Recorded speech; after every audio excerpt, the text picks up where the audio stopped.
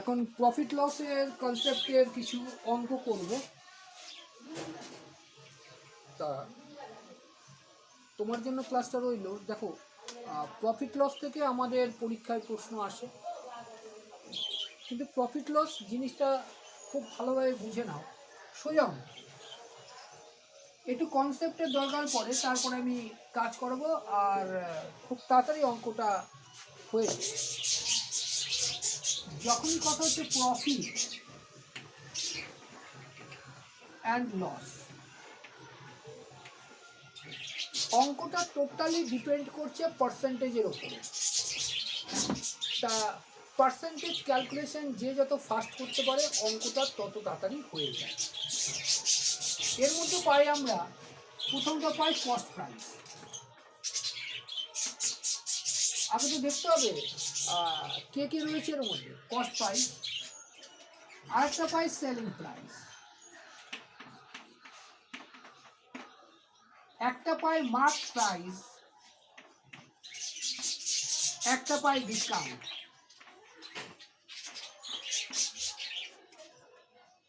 দেখা যাচ্ছে যখন সি মাইনাস এস, ভালো উঠে, আচ্ছা আগে এটা করুন না, যখন S for selling price SP minus CP সমান সমান প্রফিট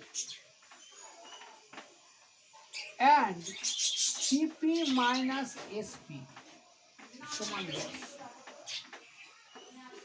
এ দুটো মনে রাখবে। তোমাকে খুব ভালোভাবে মনে রাখতে হবে কস্ট প্রাইসের ওপর ডিপেন্ড করে সেলিং প্রাইস, মানে কস্ট প্রাইসের ডিপেন্ড করবে প্রফিট আর loss. Selling price cost price থাকবে, কস্ট প্রাইস যখন দেখবো সেলিং প্রাইসের থেকে কম তখন সেটা লাভ, আর যখন কস্ট প্রাইস সেলিং প্রাইস থেকে বেশি তখন সেটা হচ্ছে লস। এটা মনে রাখবে। মোদ্দা কথা, SP greater than CP equal to profit and when CP greater than SP সেটা হচ্ছে লস। এটা হলো মোদ্দা কথা। আর যখন আমি বললাম তোমার পার্সেন্ট, তার মানে 100-তে এটা আনতে হয়, আমি সেটা এবার দেখাচ্ছি ভালোভাবে। পরপর দেখাচ্ছি, খুব ভালোভাবে বুঝে নাও। প্রথম অঙ্কটা দিলাম, বলছে a table is bought for rupees 950। তার মানে একটা টেবিল কেনা হয়েছে 950, তাহলে তুমি এটাকে বলতে পারো সিপি মানে কস্ট প্রাইস রুপিস 950, এবং সেই টেবিলটাকে সোল্ড ইট ফর, সেই টেবিলটাকে বিক্রি করা হলো, মানে এসপি দাঁড়ালো কত, রুপিস 1140। তোমাকে জানতে চাইলো গেন পার্সেন্টেজটা কি হবে, এটা জানতে চাইলো। খুব সোজা হবে। তাহলে একটা জিনিস লক্ষ্য করো, যে জিনিসটা আমি বলছি, সেলিং প্রাইস হচ্ছে 1140 টাকা, কস্ট প্রাইস হচ্ছে 950 টাকা। নিঃসন্দেহে সেলিং প্রাইসটা বেশি আছে, সেলিং প্রাইস বেশি হলেই লাভ। তাহলে এক কাজ করবো, 1140 বিয়োগ 950, 1140 বিয়োগ 950। তোমাকে আরও একটা কথা বলা হয়েছে বারবার, যে পার্সেন্টেজ মানে প্রফিট আর লস পার্সেন্ট ডিপেন্ড অন কিসে, কস্ট প্রাইস। তাহলে এখানে কস্ট প্রাইসকে, কস্ট প্রাইস 950 টাকা, তাহলে এটা বিয়োগ যদি করি তাহলে প্রফিট কত হবে, 9, 10, 11। তার মানে যে পণ্যটার দাম 1140 টাকা ছিল, সেই পণ্যটা আমি কিনেছি কিসে, 950 টাকাতে। এই দুটোর মধ্যে যে ডিফার সেটা হচ্ছে প্রফিট। ঠিক আছে, এইবার হলো প্রফিটটা সবসময় নির্ভর করে কার উপরে, কস্ট প্রাইস। কস্ট প্রাইস কোনটা, এটা হচ্ছে সিপি।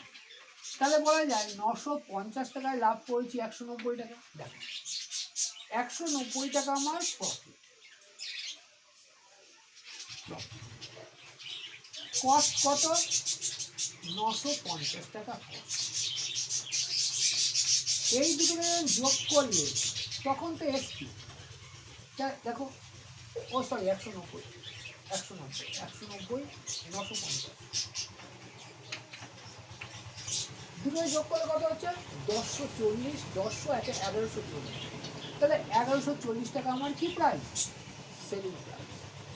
এবার আমাকে বের করতে বললো যে গেইনটা কত, তাহলে কস্ট প্রাইসের উপরে গেইন, তাহলে সেটা হচ্ছে দেখো, তাহলে 950 টাকায়, 950 টাকায় লাভ করলে তুমি 190 টাকা, পার্সেন্টেজে আসতে হবে ইন্টু 100।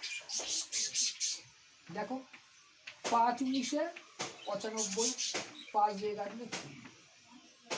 তার মানে এই যে ট্রানজ্যাকশন হলো আমার, এই ট্রানজ্যাকশনের লাভ কত, লাভ হচ্ছে 20%। এটা তোমাকে বলা হলো সম্পূর্ণত কিসে, কনসেপ্ট করে। কিন্তু এবার একটু অ্যাডভান্স লেভেলে এসো, তুমি কি করবে দেখো। ফার্স্ট অফ অল তুমি এক কাজ করবে, কনসেপ্ট অনুযায়ী এটা তোমার কস্ট প্রাইস, এটা সেলিং প্রাইস, এই দুটোর মধ্যে পার্থক্য কত, তুমি বলবে এই দুটোর মধ্যে পার্থক্য 190। তার মানে SP minus CP by CP into 100, এটা হচ্ছে ফর্মুলা। তাহলে প্রফিট বের করছি, প্রফিট বা গেইন, এই গেইন মানেই প্রফিট, হ্যাঁ, মানে এক্সট্রা কতটা পেয়েছি, কস্ট প্রাইসের থেকে আরও বেশি কতটা দাম পেয়েছি সেটা পার্সেন্টেজ। তাহলে এসপি 1140, সিপি 950, দুটোর মধ্যে ডিফার কত 190,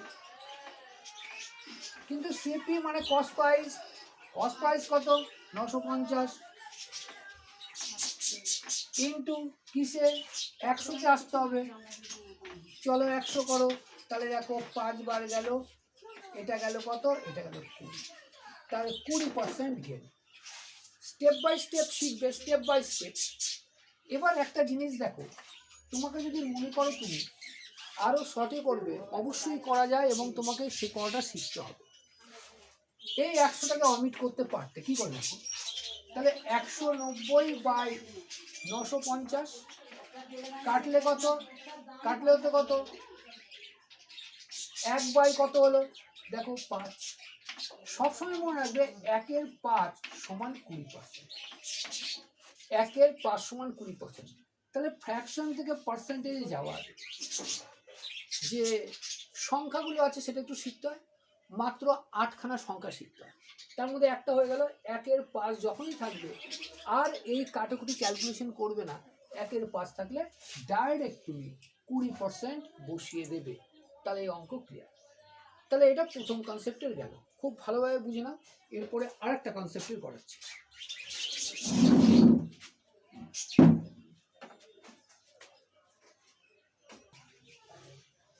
এবার তাহলে দেখো, এটা 2 নম্বর অঙ্ক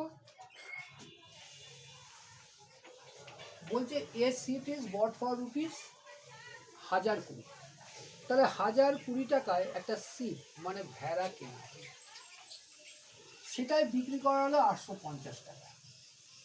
তাহলে দেখো সিপি যখন ছিল 1020 এবং এসপি সেলিং প্রাইস হচ্ছে 850, খুব ভালো লাগে। তাহলে এখানে সিপি বেশি, কস্ট কেনা দাম বেশি, বিক্রি দাম কম, তাহলে লস হয়েছে। আগে বিয়োগটা সেরে নাও,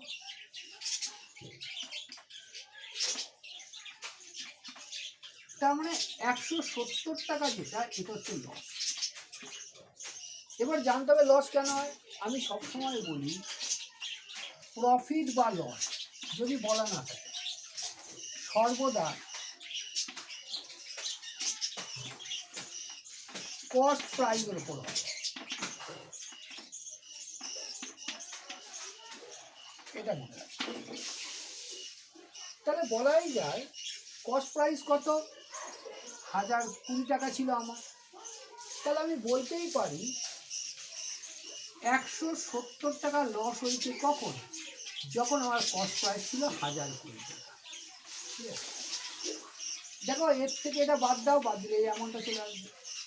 তার মানে 1020 টাকায় যে মালটা কিনেছিলাম আমি 850 টাকায় বিক্রি করেছি, ফলে আমার লস এসছে, লস 170 টাকা। লক্ষ্য করো, তাহলে এটা কবার যাবে 6 বার যাবে, তাহলে 1 তাহলে 1/6 অংশ আমার ক্ষতি। এটা পার্সেন্টেজে কত আসবে? তুমি বলে স্যার 100 দিয়ে গুণ করবো, কিন্তু পরবর্তী সময় গুণ করবে না। তাহলে বলা বলে স্যার 50-এর 3 হয়েছে, 3×16 তাহলে লস কত? লস হচ্ছে 16.2 শতাংশ। কেমন মনে রাখবা সবসময় 16 এটা যখন পার্সেন্টেজে কনভার্ট করবে তখন হবে 16.2।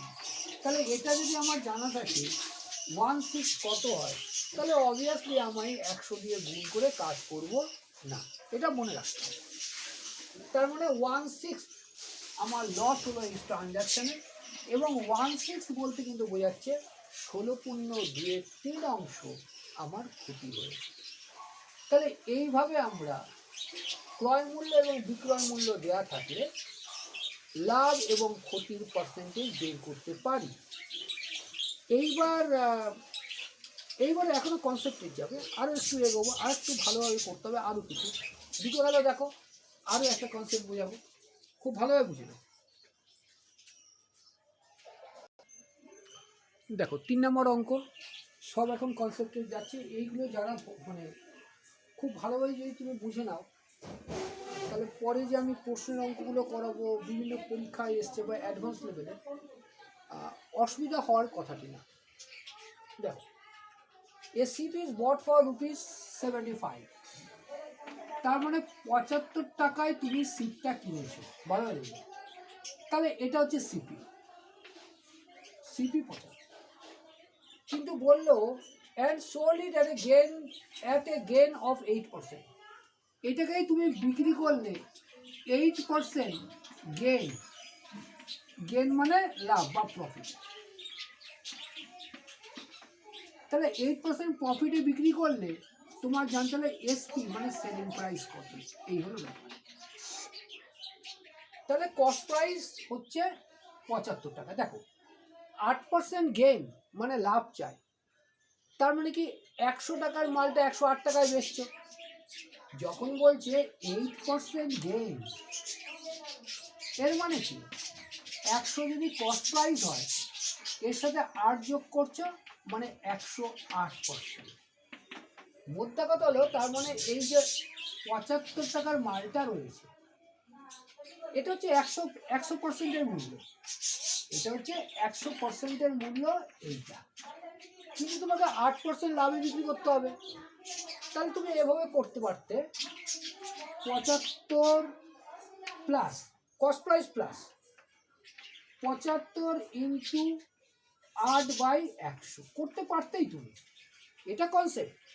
এটা যদি করতে তাহলে কি হতো, দেখো এটা দিয়ে কাটতে 3 বার, এটা দিয়ে কাটতে 4 বার, ক্লিয়ার। এবার এটা দিয়ে কাটতে 2 বার, তাহলে কত হলো 3 × 6। তাহলে 75 কস্ট প্রাইস এবং এই প্রাইসের উপরে 8% হচ্ছে কত, 3 × 6 টাকা। তাহলে এই দুটোকে মিলে আমার সেলিং প্রাইস হবে, সেলিং প্রাইস হতো 81 টাকা। তার মানে এসপি হচ্ছে কত, 81 টাকা, এটা এসপি। কিন্তু দেখো আমি বলছি এইভাবে অঙ্কটা করো না, করলে টাইমে নষ্ট হবে। এটা গেল তোমার কনসেপ্ট, মানে 75 টাকার উপরেই আমাকে 8% চার্জ করতে হবে, পরে 75 টাকার সাথে আমি যুক্ত করে দেবো, এটা হলো কনসেপ্ট। কিন্তু আমি করবো কি করে, একই অঙ্ক করবো। দেখো তাহলে আমাকে বলেছিল 8% গেন, আমি বারবার বলছি গেন আর লস কার উপরে, কস্ট প্রাইসের উপরে। কস্ট প্রাইস কত, 75 টাকা, ইনটু 100 টাকার মালটা কত দিয়ে বেচছো, তুমি বলে স্যার 108 টাকা দিয়ে, তার মানে 108%, ডাইরেক্টলি করো 108/100। তাহলে দেখো এটা 3 বার, এটা 4 বার, এটা কাটলে 4 দুগুণে 8, 4 7 28। তাহলে 3 আর 81-কে গুণ করবে, তাহলে 3 × 81, সরি 3 × 27, এটাকে গুণ করলে কত আসছে, 81। তাহলে আমার যেটা প্রফিট, 8% প্রফিট ইনক্লুড করে আমি যদি মালটাকে বিক্রি করি, 75-এর মালটা আমাকে 81-তে বিক্রি করতে হবে। তাহলে 75-এর মাল 81-তে যদি বিক্রি করি, তাহলে প্রশ্ন অনুসারে যে 8% প্রফিট, সেই 8% প্রফিট আমি পেয়ে গেলাম। কোনো অসুবিধা আছে? খুব ভালোভাবে দেখো, প্রত্যেকটা অঙ্ক তুমি খুব ভালোভাবে দেখো, খুব ভালোভাবে বোঝো। বুঝতে না পারলে আমাকে কিন্তু ফোন বা হোয়াটসঅ্যাপ করো। মনে রাখবে, প্র্যাকটিস তোমাকে করতে হবে। হ্যাঁ, যেখানে আটকে যাচ্ছে সেটা আমি ধরে দেবো। খুব ভালোভাবে ক্লাসগুলো, এরপর আরও দুটো কনসেপ্ট করাবো, আগে দেখে নাও। আজকের ক্লাসেই করতে হবে।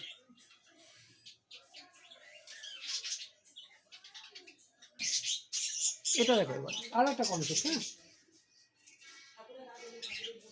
বলছে CP is bought for ₹750 and sold it at a loss of 6%। তাহলে সেলিং প্রাইস কত? দেখো, খুব ভালোভাবে লক্ষ্য করো। তাহলে বললো এটা সিপি ₹750, ক্লিয়ার এটা? কিন্তু বললো and sold it for 6% loss, এটা মানে বিক্রি করছে তখন 6% লস। তাহলে তার এসপি মানে সেলিং প্রাইসটা কত ছিল? এটা হলো খুব ভালো একটা লক্ষ্য করো। যদি 6% লস হয়, তা তুমি ক পার্সেন্টের দাম দিয়েছো? যদি 94% দাম দিয়েছো। আচ্ছা, তার আগে কনসেপ্ট, তাহলে 750 টাকা, 8% লস করেছি, তার মানে 750 টাকা আমি পাইনি, 750 টাকা থেকে কম পেয়েছি। সিপি ছিল 750 টাকা, কিন্তু বিক্রির সময় 6% লস হয়েছে। 6% যেহেতু লস হয়েছে, তাহলে তো আমি 750 টাকা মালটা বিক্রি করতে আমি কম দামে বিক্রি করেছি। তাহলে কি 750 বিয়োগ 750 ইন্টু 6%, 6-এর 100। 25 দিয়ে যদি কাটি তাহলে 30 বার, 25 দিয়ে যদি কাটি 4 বার, 4 দিয়ে কাটলে 2 বার, এটা 3 বার, 2 দিয়ে এটা কাটলে 15। তার মানে 750 টাকার মালটা আমি 15 টাকা লসে বিক্রি করেছি। তাহলে কি হলো? 750 বিয়োগ লস মানে বিয়োগ 15, তাহলে ক টাকায় বিক্রি করেছি? 5, 3,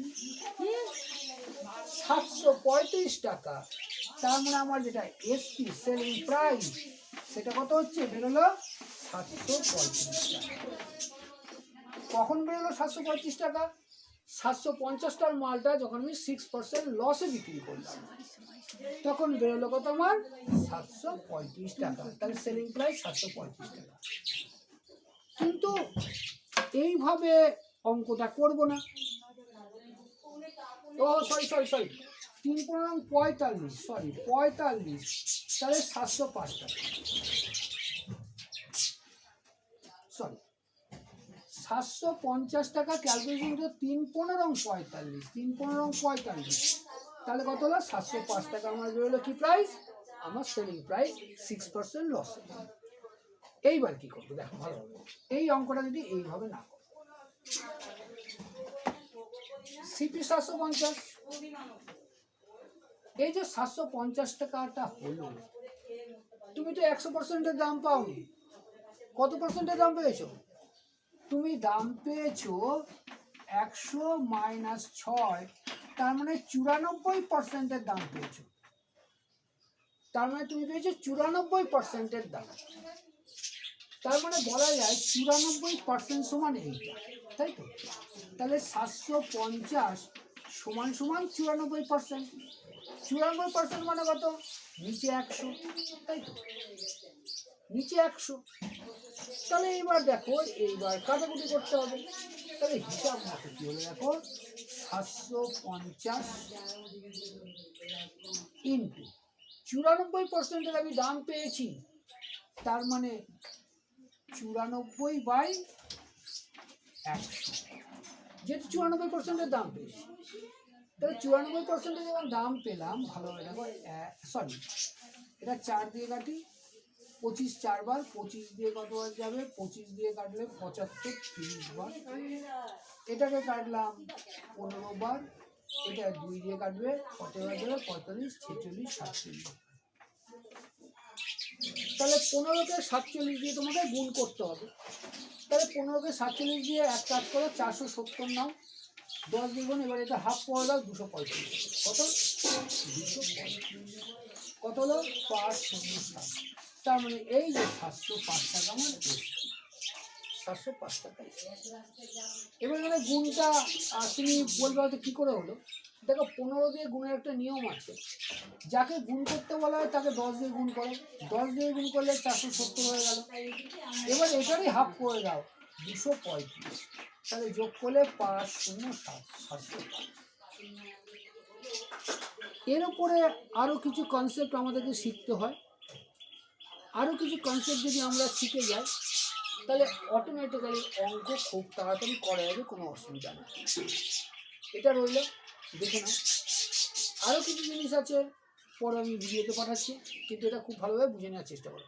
এর উপরে পুরোপুরি অঙ্কটা দাঁড়িয়ে আছে। পার্সেন্টেজ থেকে মানে প্রফিট অ্যান্ড লস থেকে তুমি অন্তত 3খানা অঙ্ক পাও, এবং 3খানা অঙ্ক খুব তাড়াতাড়ি ক্যালকুলেশন করা যায়, অসুবিধা নেই। ওকে, রইল, পরে আবার দিচ্ছি।